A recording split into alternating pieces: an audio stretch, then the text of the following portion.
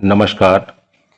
स्वामी प्रपत्यानंद जी महाराज, संपादक, रामकृष्ण विवेकानंद आश्रम, रायपुर द्वारा संपादकीय शीर्षक में आज हम देखने जा रहे हैं जितने मत उतने पथ, श्री रामकृष्ण की उद्घोषणा। भगवान श्री शंकराचार्य जी कहते हैं, दुर्लभम त्रमेवैतत् देवानुग्रह हेतुकम मनुष्यत्वम मुमुक्षुत्वम महापुरुष संश्रयः, अर्थात मानव जन्म, मोक्ष प्राप्ति की इच्छा और महापुरुष का सानिध्य तीनों ही दुर्लभ हैं। कोटि जन्मों के पुण्य से जब किसी किसी भाग्यशाली के मन में मुक्ति प्राप्ति की सदिच्छा उत्पन्न होती है, तब वह मुक्ति मार्गवेत्ता गुरु के अन्वेषण की ओर अग्रसर होता है। जब उसे सद्गुरु की प्राप्ति होती है, तब गुरु उसकी स्वाभाविक रुचि के अनुसार उसकी प्रकृति को समझकर मार्ग का निर्देश करते हैं और गुरु द्वारा निर्देशित पथ पर चलकर वह अपने जीवन के अंतिम लक्ष्य भगवत दर्शन का कर धन्य हो जाता है और संसार के समस्त बंधनों को तोड़कर सर्वदा के लिए मुक्त हो जाता है। भगवान के दर्शन के लिए कोई एक निश्चित पथ नहीं है। देश, काल, परिस्थिति के अनुसार व्यक्ति की प्रकृति साथ विभिन्न पथों का प्रचलन हुआ। भगवान के अनंत रूप हैं। वह उन अनंत रूपों में निहित परमात्मा की उपासना करके भक्त उस एक परमात्मा तक ही पहुंचता है।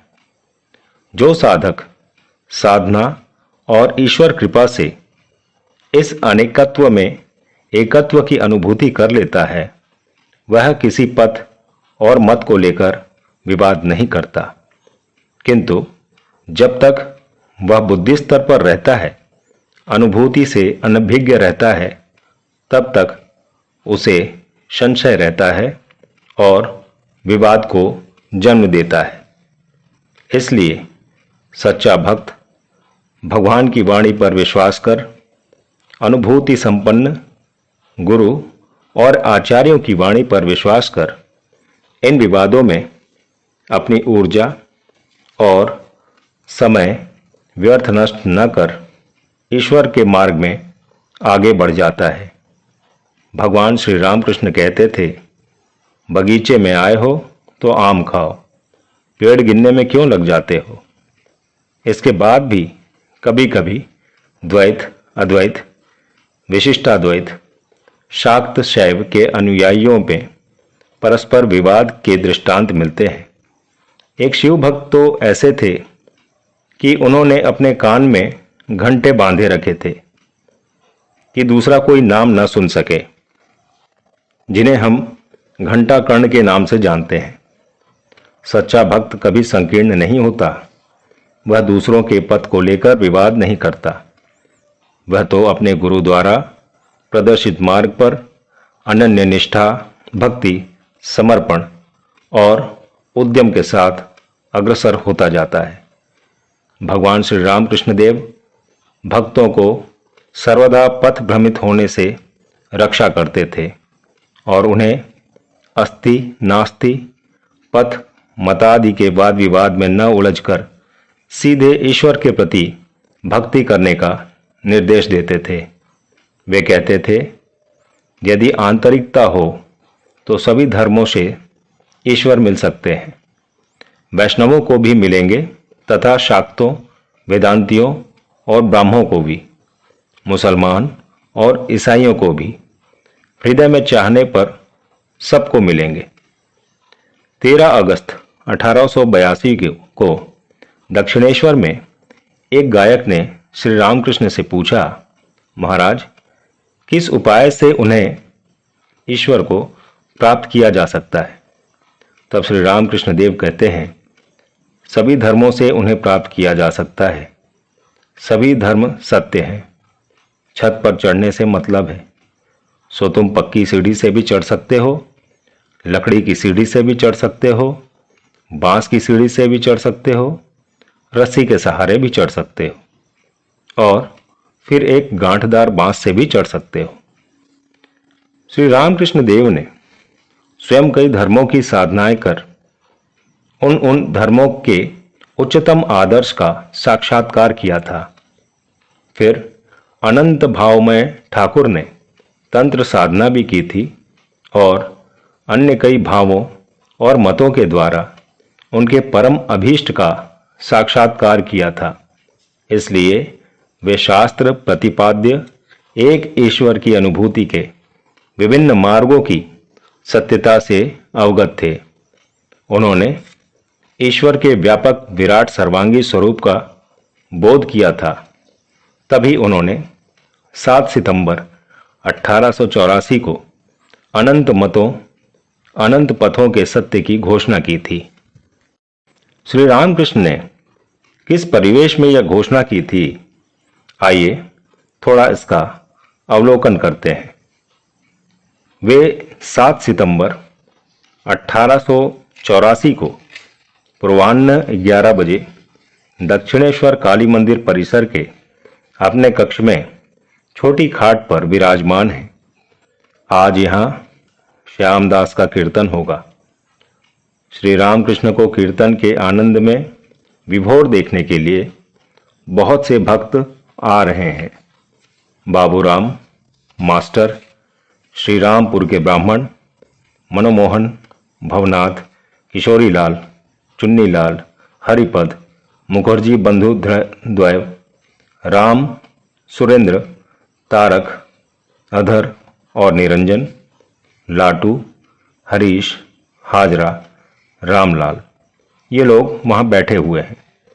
श्री रामपुर के ब्राह्मण राम प्रसाद के गीत की पुस्तक से पढ़कर गीत सुना रहे हैं। उसके बाद श्री रामकृष्ण स्वयं ही बाउल के गीत गाने लगे। उस समय बाउल, वैष्णव मत, शाक्त मत, वेदांत मत, राधा तंत्र, कर्ता भजा आदि की थोड़ी चर्चा चली। उस समय ठाकुर जी कहते हैं, देखा कितने प्रकार के मत हैं, जितने मत उतने पथ, अनंत मत और अनंत पथ है। इतने पथों और मतों के बारे में सुनकर भवनाथ ने पूछा, अब उपाय क्या है? श्री रामकृष्ण मानव भक्तों को भ्रमित होने से बचाने और सिद्धांत को अधिक स्पष्ट समझाते हुए कह रहे हैं, एक को बलपूर्वक पकड़ना पड़ता है। छत पर जाने की इच्छा है तो जीने से भी चढ़ सकते हो, बांस की सीढ़ी लगाकर चढ़ सकते हो, रस्सी की सीढ़ी से केवल रस्सी पकड़कर या केवल एक बांस के सहारे किसी भी प्रकार से छत पर पहुंच सकते हो, परंतु एक पैर इसमें और एक पैर उसमें रखने से नहीं होता। एक दृढ़ भाव से पकड़े रहना चाहिए। ईश्वर लाभ करने की इच्छा हो तो एक ही रास्ते पर चलना चाहिए।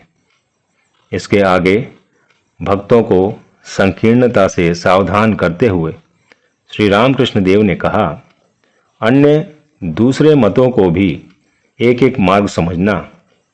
यह भावना हो कि मेरा ही मार्ग ठीक है और अन्य सब झूठ है। द्वेष ना हो। जो भी धर्म हो, जो भी मत हो, सभी उसी एक ईश्वर को पुकार रहे हैं। इसीलिए किसी भी धर्म अथवा मत के प्रति अश्रद्धा या घृणा नहीं करनी चाहिए। एक के अतिरिक्त दो तो नहीं है। चाहे जिस नाम से कोई ईश्वर को पुकारे, यदि वह पुकार हार्दिक हो, वह उसके पास अवश्य पहुंचेगी। व्याकुलता चाहिए।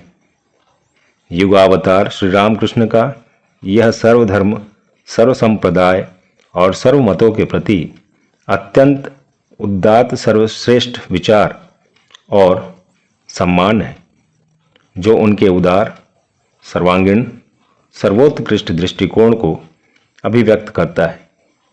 भगवान श्री कृष्ण ने भी गीता में कहा है, ये यथा माम प्रपद्यन्ते तांस्तथैव भजाम्यहम्। जो जिस प्रकार मेरे शरणागत होता है मैं उन्हें उसी प्रकार प्राप्त होता हूँ। स्वामी विवेकानंद ने शिकागो के विश्व धर्म सम्मेलन में सर्वधर्म समन्वयकारी पुष्पदंत प्रणीत शिव स्त्रोत के निम्नलिखित श्लोक का उल्लेख करते हुए कहा था, जो भारतीय संस्कृति और हमारे ऋषियों की उदात्त दृष्टि का द्योतक है। त्रयी सांख्यम योगो पशु पतिमतम वैष्णवमिति प्रभिन्ने प्रस्थाने परम इदमदः पथ्यमिति च रुचीनां वैचित्र्यादुजु कुटिल नानापथजुषां नृणां मे को गमस्तस्वम् असीपय सामर्ण्वयि। हे प्रभो, वेदत्रय, सांख्य शास्त्र, योग शास्त्र, शैव शास्त्र, वैष्णव शास्त्र इत्यादि मत मतांतरों में यही सर्वश्रेष्ठ एवं मंगलकारी है। ऐसी भावना एवं भिन्न रुचि के कारण सरल तथा वक्र विभिन्न मार्गों से लोग आपको ही प्राप्त होते हैं। जैसे सीधे टेढ़े मार्गों से बहती हुई नदियां अंत में समुद्र में ही पहुंचती हैं। उपनिषद में कहा गया है, यमे वैश्य वृणुते तेन लभ्यः, जो वरण करेगा वही उसे प्राप्त करेगा। इसमें कोई बंधन नहीं है, कोई शर्त नहीं है।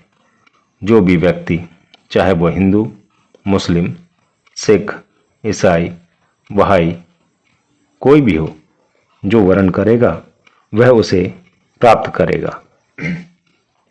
सभी मतों पतों की अनुभूति के उच्च शिखर पर आरूढ़ होकर ही युगावतार भगवान श्री रामकृष्ण देव ने जितने मत उतने पथ की उद्घोषणा की थी। एक प्रसंग में उन्होंने जय गोपाल को सावधान करते हुए कहा था, किसी से किसी मत से विद्वेष नहीं करना चाहिए। निराकारवादी, साकारवादी सभी उन्हीं की ओर जा रहे हैं। ज्ञानी, योगी, भक्त सब उन्हें ही खोज रहे हैं।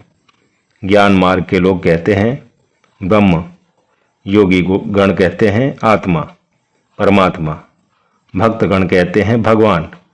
फिर यह भी है नित्य देव नित्य दास। जय गोपाल के पूछने पर कि सभी पथ सत्य हैं, इसे कैसे जाने, तो श्री रामकृष्ण कहते हैं, किसी एक पथ से ठीक ठाक जा सकने पर उनके पास पहुंचा जा सकता है। उस समय सभी पथों का पता भी जाना जा सकता है। अतः साधक भक्त को व्यर्थ वाद विवाद में न पड़कर अपने अनुकूल किसी एक पथ से जाकर परमात्मा की अनुभूति कर अपने जीवन को धन्य करना चाहिए। जय श्री रामकृष्ण।